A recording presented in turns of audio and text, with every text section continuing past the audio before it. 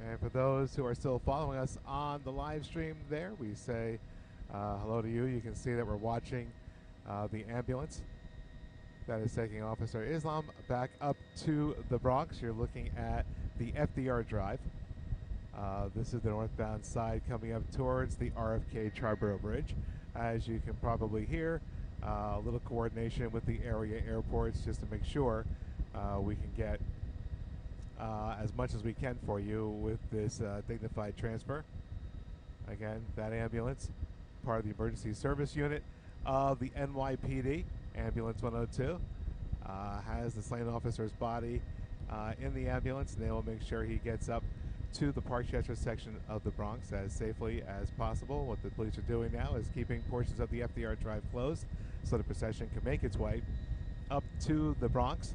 And if you've been watching here, you've seen that we've had the police marine units also, I guess actually their harbor units are on the East River. They are also accompanying the ambulance, and we've noticed the NYPD helicopter has been with us as well.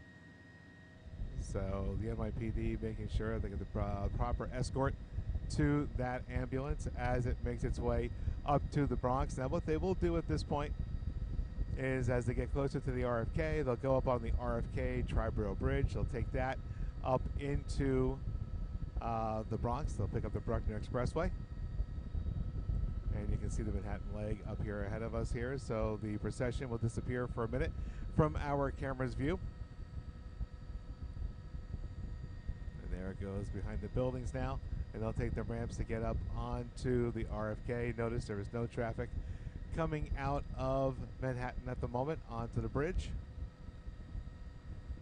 You have traffic being held up here.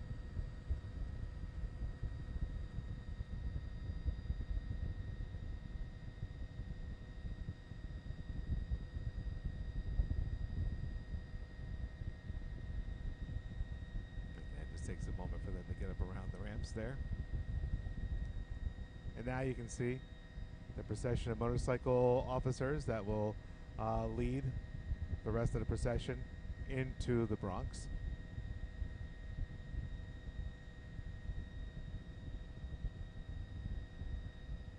And there is the ambulance carrying Officer Islam across the bridge.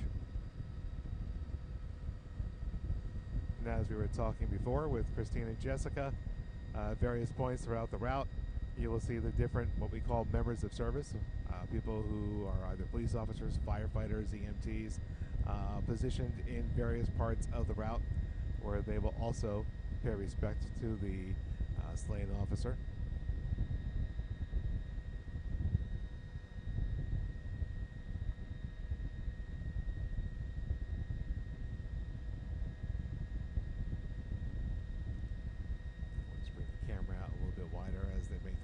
The bridge here.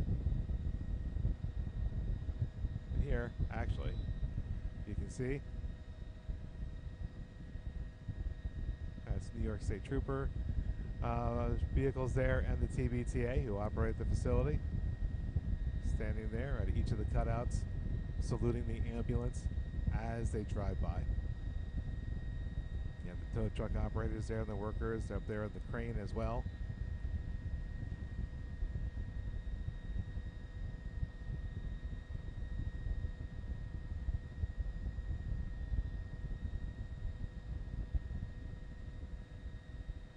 Again, traffic being held now on the Bronx leg as they prepare to make their way into the Bronx. Back to where the officer is being brought. Again, they'll be going up to the Parkchester section of the Bronx. There's that NYPD chopper we were talking about.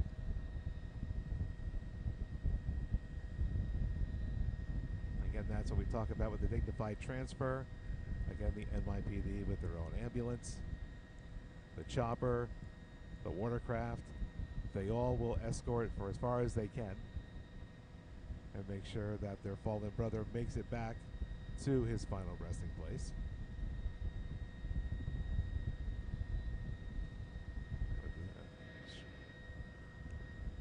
Maybe. And again, for folks following us on live stream, you're going to hear me having some conversations every now and then, so to coordinate with our pilot once in a while. And his name is Christopher Marcel. And Christopher, just looking to see where LaGuardia is going to let us go. Oh, sounds like he's busy talking to LaGuardia, so we'll find out in a minute. And we'll try to follow this for as long as we can. And there you see the ambulance carrying Officer Islam through the turns there to get up onto the Bruckner Expressway. That's okay. Are we going to be able to go any further than this? No. Okay.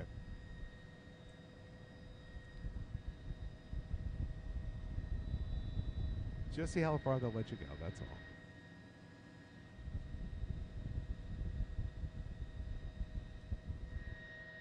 If we could stay here. Okay.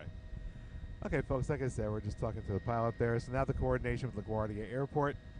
A little behind-the-scenes look here. What's going on is that LaGuardia Airport's arrivals go very close to the route that the procession is taking. So we're just trying to figure out how close we can stay to the procession. In the meantime, though, you see it going up the Bruckner Expressway.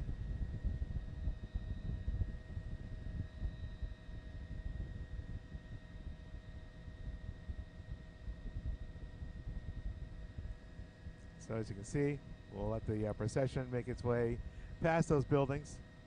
And like I said, this is about as far as we'll be able to take you right now as they make their way up the Bruckner Expressway. So again, this is the procession for Officer Islam, murdered last night. And the situation happened over on Park Avenue. Again, one of 4 people that that were killed as a result of the situation there on Park Avenue. I'm sorry, we're talking to our pilot at the same time. So again, as we follow that, we'll say goodbye to you for now. And of course, we'll keep an eye on this as best we can, and there'll be more of this procession and more of what's going on here coming up on the CBS News at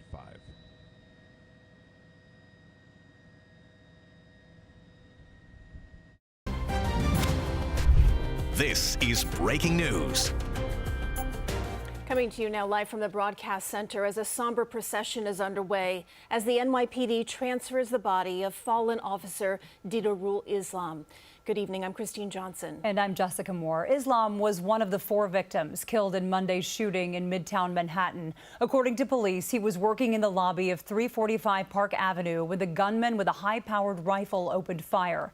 Islam was a husband, a father of 2 little boys, and his wife is currently 8 months pregnant with their 3rd child. This is a live picture right now. Officers outside the ambulance carrying the casket of his body. He was an immigrant from Bangladesh who had been with the NYPD for 3.5 years, working a second job as security for the building when last night's massacre happened.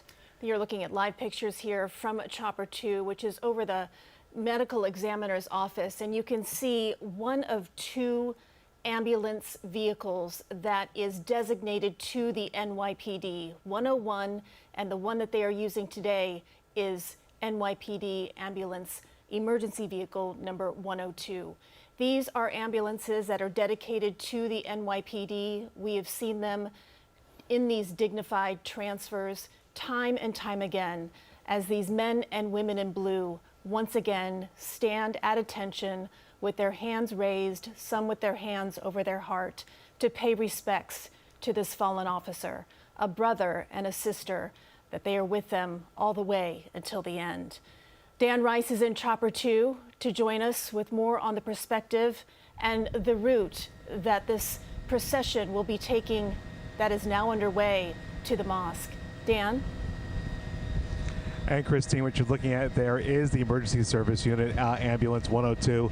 The body of the slain officer just brought out of the medical examiner's office at 4:28. They slowly brought that stretcher out to the ambulance, and you saw all the officers on either side of the street here, this is East 30th Street, raise their arms up and saluted their fallen brother. They put him in the ambulance there, and now they're going to take this route that will take them through the Midtown area. A lot of times what they'll do, because we're going up to the Bronx, is they'll go up through Midtown, they'll pick up the FDR Drive Drive at some point. And once they're on the FDR Drive, they'll take the slow ride. The procession will follow its way up to probably the RFK Bridge, I would imagine, to go up to the Parkchester section of the Bronx, which means they'll use the Bruckner Expressway, and they'll probably go up something like White Plains Road to get to the mosque. Now, what's always special about this type of transfer is what you will see along the route are other members of service, firefighters, EMTs. They will line the route, and they will also pay their respects to the fallen officer. You will see fire trucks with their ladders extended. Many of them will have flags on them. You will see the NYPD helicopter every once in a while come into our frame as they will escort the officer up to the Bronx. You can see right there, you have the fire department there as they make the turn there onto First Avenue. Now, as you can imagine, it's very congested up here in the air, so it's going to take us a minute or two to keep up with the ambulance there, but they will see that all through the route there. It'll be a long procession. Not only NYPD, but the family of the fallen officer will be in that procession as well. And again, there will be an escort to take that ambulance up to the Bronx. They'll have a motorcycle unit that will travel ahead of the ambulance. It will stop all traffic on the roadway to give them a smooth, easy procession or a path to get that procession up to the Bronx. But here, as we come back down here, as our pilot Christopher Marcel gets us into the First Avenue area, you can see how all these members of service have lined the roadway here as they are going to pay tribute to that fallen officer. And again, we'll do our best to follow it through the crowded streets of Manhattan. But that is about the route they'll take, though. Jessica and Christine, is probably FDR Drive up to the RFK Bridge, Bruckner Expressway, into the Parkchester area of the Bronx. It really is a moment in time, Dan, when the entire city pauses what they're doing. Those police motorcycles making sure that traffic does not disturb what is considered the highest honor for a public servant, given this dignified transfer. And as you've covered these before, Dan, but we see police officers and firefighters from all across the state sometimes coming to pay their respects. Yes? Oh, absolutely. You will see New York State troopers. They may be on the route as well when they go over the Triborough Bridge and Tunnel Authority facilities, like the RFK Bridge. They have a police department. They, too, will be there in formation, and they will salute the officer as he makes his way up to the Bronx. As a matter of fact, what we were looking at there, 34th Street, we saw the ambulance make the right there, and they'll come under the FDR Drive. You can see that already. They have the FDR Drive blocked off. So what they'll do is they'll make a path for the procession to make its way onto the FDR Drive. Right now, traffic trying to get off of the highway there, so we'll keep the camera over here. But yes, Jessica, absolutely. It's as sad as a situation as this is, and it's an awful situation. This is one of the most beautiful things you will ever see, is these brothers and sisters, these people who have taken on this role to protect the city. They will come together and make sure that their fallen brother gets safely to his final resting place. Dan Rice, if you could stand by, we'll continue to take these pictures from your point of view as we continue our coverage here of this dignified transfer. This has been breaking news.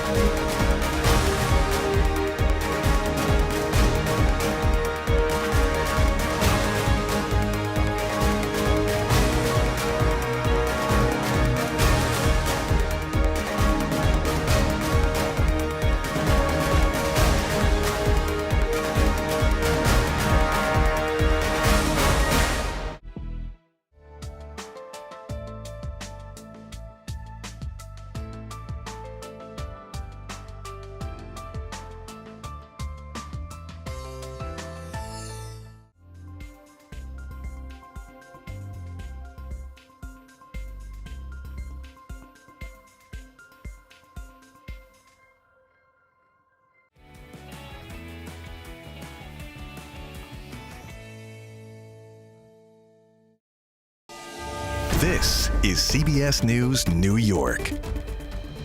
Right now at 5, new questions tonight about a gunman's terror through a Midtown office building, the disturbing note he left behind, and why his target may have been the NFL. Plus, a hero remembered, a devoted NYPD officer, husband and father killed in the Midtown shooting. Tonight, friends struggle to hold back tears. We shot. I'm sorry about that. The growing tributes to him and the other shooting victims. And it wasn't the first time the gunman clashed with authorities. We are live in Las Vegas, where we've uncovered what happened inside a casino nearly 2 years ago. And it is another first alert weather day. Dangerous heat and humidity gripping the tri-state again today. Lonnie Quinn tells us when we'll see some relief. Good evening. I'm Jessica Moore. And I'm Christine Johnson. It has been less than 24 hours since a gunman armed with an assault rifle unleashed terror in a Midtown office building. And today, authorities revealed new details about this deadly shooting. Investigators say Shane Tamura left his home outside Las Vegas and drove more than 2,500 miles, crossing state after state on a mission that ended in New York City. By early Monday evening, he was parked near 345 Park Avenue, the high-rise home to major firms and the NFL's headquarters, where he stepped out of his black BMW and walked inside with his weapon in hand. 5 innocent people were caught in the crossfire, including an off-duty NYPD officer working private security and a senior managing director at Blackstone. Rudin employee Julia Hyman, an NFL employee, and another man working security were also shot. And just moments ago, the body of Officer Didarul Islam was transferred from the medical examiner's office to a mosque in Parkchester for his funeral. Police cars were also seen around Midtown and Grand Central as the NYPD has stepped up security around the area. We have team coverage here for you tonight. Jason Allen is tracking the shooter's movements and motive in Las Vegas. Jennifer Bisram live in front of the mosque where the officer's body is being transferred. Alan Devlin has more on the other victims. Let's begin our coverage now with Alice Gaynor on how this deadly rampage unfolded. Alice. The building is closed to employees today as the investigation continues. Behind me, you could see workers making repairs to windows that were heavily damaged during yesterday's mass shooting. You can actually still see what appears to be bullet holes in 2 of the windows. It has been nearly 24 hours since this happened, and as the hours go by, we're learning more and more about the man identified as the shooter. The mayor says he was not on the NYPD's radar at all. A makeshift memorial outside of 345 Park Avenue and East 51st Street, where Monday at about 6:28 p.m., emergency calls started coming in about an active shooter. You are responding to an active shooter incident. No unit shall enter any building without force protection. Law enforcement officials say 27-year-old Shane Tamura double parked his car and carried an AR-15 style assault rifle into the lobby of the building where the NFL, Blackstone, and Rudin Management have offices. Once inside, they say, he shot an off-duty NYPD officer in uniform working building security. They say Tamura then shot a female in the lobby who was behind a pillar. From there, he walked to the elevators and shot a security guard who was taking cover behind a desk. Another person was also shot. When the elevator opened, though, the mayor says video shows Tamura spared the person who walked out. After the suspect shot several individuals, he came in contact with a woman who was leaving the elevator, and he allowed her to walk past him without any action at all. And he just shot one of the security guards who was behind the desk. And so that is going to be part of the investigation and the interviews that will follow. From there, police say Tamura then went to the 33rd floor, Rudin Management, and fired off shots as he walked in. A person was shot on that floor. He then walked into the hallway and killed himself. Investigators say they found a 3-page note in Tamura's wallet. They say it may explain why he appeared to be targeting NFL headquarters. In that note, Mr. Tamura claimed to be suffering from CTE, possibly from playing high school football, and he blamed the NFL. Mr. Tamura mentions a Frontline documentary from 2013 on the topic and former NFL players who suffered from the disease. The NYPD commissioner says Tamura, who shot himself in the chest, also requested his brain be studied. He, from our preliminary investigation, he took the wrong elevator bank up to the NFL headquarters. Instead, it took him to Rudin Management, and that is where he carried out additional shootings. Law enforcement in Nevada say he's had mental health incidents there. Among the items found inside his vehicle, they say, a loaded revolver, ammunition, 2 cell phones, and prescription medication. As for the gun used in the shooting, was assembled by Mr. Tamora using a lower receiver purchased by an associate. We have located that associate and others. the investigation continues not only here in New York City, but also in Las Vegas. The NYPD says it has sent 2 teams there to execute search warrants and interview people. Live in Midtown, Alice Gaynor, CBS News, New York. Thank you, Alice. Bunting now hangs outside the NYPD's 47th precinct in Queens, and flags across the city are flying at half-staff, all in honor of Officer Dignified Islam, a father of 2 with a 3rd child on the way. Tonight, we're learning more about his life and his heroism. Jennifer Bisram, live in Parkchester in the Bronx, in front of the mosque where his body is just arriving. Jennifer? Hi, Christine and Jessica. As you mentioned, Officer Islam's body left the medical examiner's office around 4:30 this afternoon and just arrived here to the mosque where his family attended for many years. You can see hundreds of police officers and law enforcement here saluting right now on Virginia Avenue to their fallen brother. Now, Officer Islam was 36 years old and worked at the 47th precinct here in the Bronx. The NYPD says Officer Islam was with the department for nearly 4 years. Tonight, as his body is brought here from the ME's office, he's being remembered for so much more than just a police officer. A hero dad, proud to put on his uniform and passionate about his family and the Bangladeshi community. I can't speak. I'm feeling I wish shocked. I can't speak. I'm sorry about that. Tears streaming down the eyes of loved ones Tuesday after learning 36-year-old Dignified Islam was one of 4 shot and killed in Midtown Manhattan Monday inside the Park Avenue high-rise. He was working off-duty, doing a security detail in uniform. Excellent character. He was very hard worker, very good person. Officer Islam, who was an immigrant from Bangladesh, and his family attended Friday prayer at the Parkchester Jame Masjid, where prayers have been pouring in. It's just minutes away from his Bronx home. Everybody's upset. Right now, I can say everybody's upset. He's a very nice guy, very quiet guy, very gentle. At his home, where his pregnant wife and 2 young sons have been inconsolable, family, friends, and members of the community have been stopping by to pay their respect. We're told Officer Islam was his parents' only son.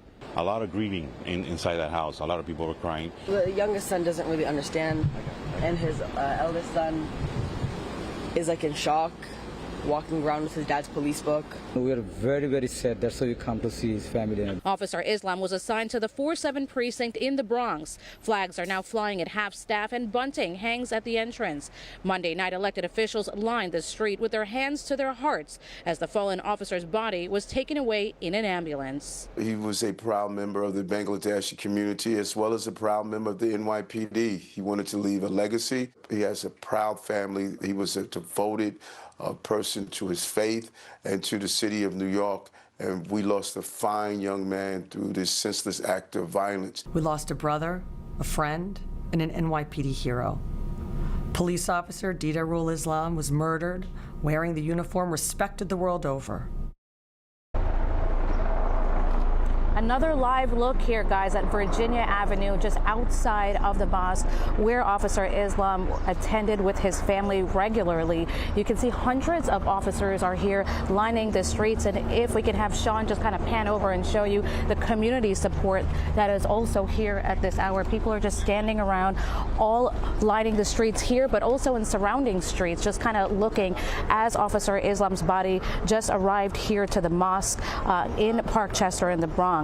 Again, as we will continue to follow this, but we're also being told that there will be another vigil or a vigil this evening at Bryant Park around 8 o'clock for all the victims in that Midtown deadly shooting. But again, Officer Islam's body now here in Parkchester, Bronx at the mosque where his family attended. We'll send it back to you guys in the studio. Our hearts are broken for his family. Jen, thank you so much. We can just certainly hope that his family is watching and getting support from seeing that show of support from his brothers and sisters here tonight. And speaking of those other victims that Jen mentioned, we're learning more about them today. They were all employees who worked inside the Park Avenue high-rise. Now their loved ones are suddenly grieving their loss. Alan Devlin reports on that. Police say the gunman shot 5 people on Monday, killing 4 of them. Today, we learn more about the lives lost and the legacy they're leaving behind. A city in mourning as many spent Tuesday in the early stages of grief, remembering the 4 deceased victims of Monday's mass shooting. CBS News has identified them along with NYPD police officer Dignified Islam, Blackstone employee Wesley LePatner, security guard Alain Etienne, and Cornell graduate Julia Hyman. LePatner was a Yale grad heavily involved in UJA and the senior managing director of real estate at Blackstone, where she worked and where she was killed Monday. LePatner's family released a statement to CBS News New York that read in part, "At this unbearably painful time, we are experiencing an enormous gaping hole in our hearts that will never be filled, yet we will carry on the remarkable legacy Wesley created." Alain Etienne was an unarmed security guard on site at 345 Park Avenue when the shooter opened fire. 32 BJ of Service Employees International Union said Etienne took his job extremely seriously and added, "Alain Etienne was a New York hero. We will remember him as such." Lastly, Julia Hyman, confirmed by Cornell to be a part of the 2020 graduating class of the Nolan School of Hotel Administration. Cornell President Michael Kotlikoff said Hyman was an associate at Rudin Management and said, "We are devastated for Julia's friends and family. We also extend our sympathy to the loved ones of the 3 other victims." In Manhattan, Alan Devlin, CBS News, New York. Also tonight, we are learning more about the gunman, Shane Tamura. Let's go live to Las Vegas. Jason Allen is there for us. Jason, we heard Alice give some details about the shooter's past. What else can you tell us? Well, we're in front of the Caesars Horseshoe Casino. This is where he worked. He worked on the surveillance team, and we've learned from law enforcement sources he was actually scheduled to work a shift here Sunday night, but we know now he was already well on his way driving to New York at that time. As far as a criminal history, we know he'd had a few run-ins with police in the past, in 2024, in 2022, and there were some mental health issues that we're still working to get a full grasp on. We also know in 2023 he was at another casino in the area trying to collect money, wouldn't show an ID. Police had to be called. They eventually issued him a trespass warning and took him into custody there from that hotel, but those charges were later dropped. Nothing at all at this point stands out that would explain what happened in New York yesterday. Jason, there are 2 police agencies dealing with this right now. Walk us through the moments after this massacre when the NYPD learns this shooter is from Las Vegas. What happens next? That connection was established very, very quickly because of the vehicle that he drove there, which was registered to him back in Las Vegas. So right away, they kind of know who already they're dealing with and can start looking at those past criminal histories. And also, because of what they found in the car and those firearms that he had, which were legally purchased, they can start tracing back those firearms. Where did he get them from? Who sold them to him? And they also had tips that they have developed in the last 24 hours about his ammunition purchases, a big cache of ammunition purchased at a gun show here last month, as well as a trigger. So that happened very quick, and they were able to do a lot of work on the ground. However, I think you know this too, that there are investigators from New York already scheduled on their way, or maybe here on the ground already, to do some of their own work here in Nevada. Jason, let's talk about the gun laws. There's been a lot of talk about this once again today after this tragedy in Midtown. Now that we're hearing that there could be some mental illness history in regards to this man, how easy is it to acquire a firearm in Nevada? And what exactly are the laws in place there when it comes to mental illness or even a criminal history? Really good question. I think a lot of people are asking that right now. As far as purchasing a firearm in Nevada, it's very straightforward. You know, if you're 18, you can buy a long gun. 21, you can buy a handgun. You can go. It's got to go through that background check, that NCIS system. You can be in and out of a store really in less than an hour. You can make a private purchase as well from somebody, and you just have to go to somebody with an FFL license who can then do that background check, maybe collect a fee as well for doing that, and those transactions can happen fairly quickly. When you get into the mental health concerns, there are restrictions with that, but this is something that has to happen in a court of law. It can't just be somebody raising their hand and saying we have concerns about this. It's something that's got to go to a judge. It has to be adjudicated. If we look back at those incidents in 24 and 22, when he may have been taken into custody even for a short period of time to make sure he's okay, that by itself may not be enough to prevent him from having a firearm or having a concealed carry license. A lot of times it's got to go a step further, things that a judge has to get involved in. So this isn't something, again, where somebody just raises a hand and says this person shouldn't have a gun and the guns are taken away. All questions we're certain that these investigators will be tackling in the coming days and weeks. Jason Allen live in Las Vegas. Jason, thank you. We'll have much more coverage on this deadly Midtown office shooting. Coming up at 5:30, we'll be speaking with Deputy Mayor Kaz Daughtry about the investigation. And also for a deeper dive into CTE and the latest on the timeline of the shooting, head over to CBSNewYork.com. Still ahead for us tonight, scorching heat today and storms tomorrow. Lonnie Quinn is tracking it in our First Alert forecast. Lonnie. We're certainly getting used to this sort of thing around here. There's your picture outside right now. It's not the Big Apple, it's the Baked Apple. 94, feeling like 99, and it was hotter earlier. So the record in Central Park, 99, we were shy of it today, but we did get up to 97. You established a record in LaGuardia, surpassed 97. Now the record is 100. Also a record for Newark, New Jersey. The record was 100. You hit 101 today. We do see more of the same tomorrow. 94 Monday, 97 today, 95 tomorrow. That will make our next heat wave. Tomorrow there's the concern certainly with the heat. So it's a First Alert day, but also for your day tomorrow, the chance for storms. More on all of that, and if they could be severe in just a bit. Ladies, it's all yours. Okay, Lonnie, also it was hot and crowded and also confusing underground today. Riders stuck in dark subway cars for hours. What caused the subway system to grind to a halt? And flights forced into sudden go-arounds and radar blackouts over Newark. Now a federal watchdog is stepping in. We'll tell you what triggered the investigation into New York's air traffic system.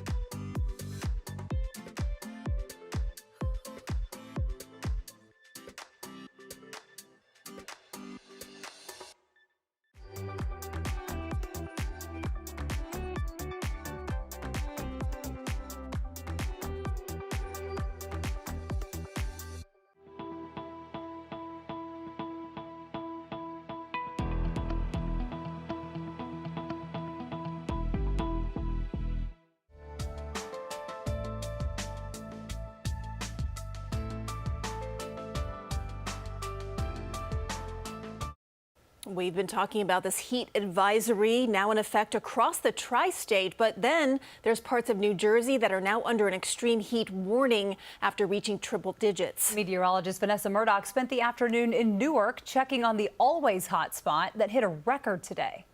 It's blazing. blazing hot.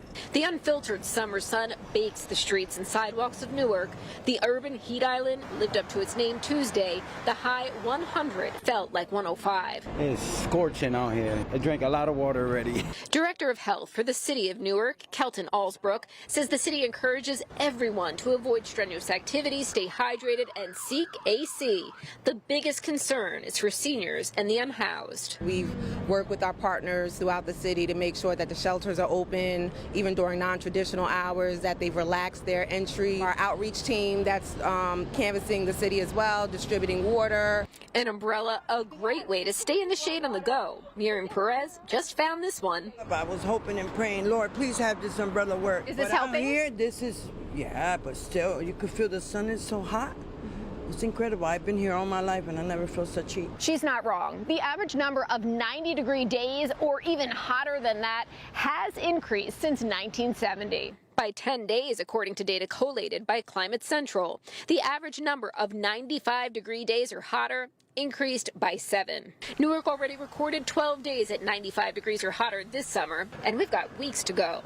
The kids know how to cool down. Spend the afternoon at the JFK Recreation Center. The pool is like a very nice and chill place to relax in. How you feeling? I'm hot, but I like the snow better. The Covingtons found another way to steer clear of the sweltering sun. Fish in the shade under the overpass in Branch Brook Park.